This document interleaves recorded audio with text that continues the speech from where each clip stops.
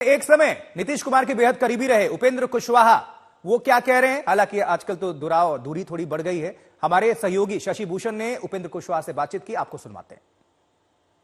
उपेंद्र कुशवाहा हमारे साथ हैं। उपेंद्र जी, आपके रिश्ते नीतीश कुमार के रिश्ते कितने साल कुछ याद आता है आपको? नहीं, देखिए, रिश्ता जननायक कर्पूरी ठाकुर जी के अंतिम वर्ष में जननायक के लीडरशिप में हम सब लोग काम करना शुरू किए थे। नीतीश जी और पहले से होंगे, लेकिन उसी वही समय है जब कर्पूरी जी का अंतिम वर्ष था। कर्पूरी जी का दुर्भाग्य से निधन हो गया और फिर हम लोग नीतीश जी हम लोग एक साथ हो गए और तब से रिश्ता उनसे कभी पॉलिटिकली हम उनके साथ रहे न रहे वो अलग विषय है, लेकिन उस वक्त से हमारा रिश्ता उनसे।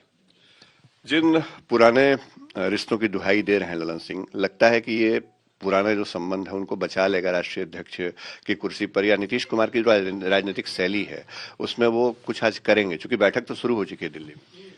अब देखिए, बैठक में क्या होगा अभी कैसे कहा जाए, लेकिन राजनीति में रिश्ता पुराना बहुत काम नहीं करता है। फिलहाल जो सिचुएशन है उस सिचुएशन के हिसाब से आदमी एक्ट करता है। तो कोई अब रिश्ता की बात कहिएगा तो लालू जी और नीतीश जी का ही रिश्ता रहा शुरुआती दौर से। तो कैसे एक दूसरे के खिलाफ लोग इतने साल तक मैदान में रहे हर तरह से। तो रिश्ता बहुत महत्वपूर्ण नहीं है, फिलहाल जो पॉलिटिकल सिचुएशन है यह महत्वपूर्ण है। जो मौजूदा राजनीतिक हालात है उसमें क्या लगता है कि नीतीश कुमार के लिए ये चुनौती बन चुके हैं ललन सिंह पार्टी में? क्योंकि आप भी उस पार्टी से निकल के थोड़े ही दिन पहले आए हैं, तो वहां आपने ललन सिंह के अध्यक्ष रहते हुए जो चीजें देखी हैं, आपको क्या लगता है? देखिए, अभी नहीं, हम तो यह बात जिस वक्त हम जेडीयू में थे तब से हम बोलना शुरू किए।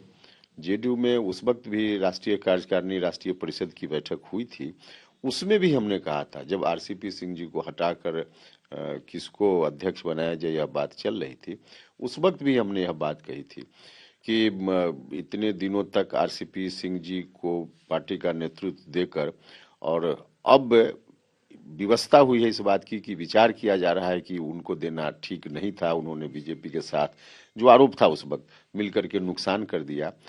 अब नया नेतृत्व देते समय नीतीश जी को इस बात पर गंभीर होना चाहिए और गंभीर होकर विचार करना चाहिए, अन्यथा फिर साल 2 साल के बाद फिर से वही पश्चाताप की फिर गलती हो गई।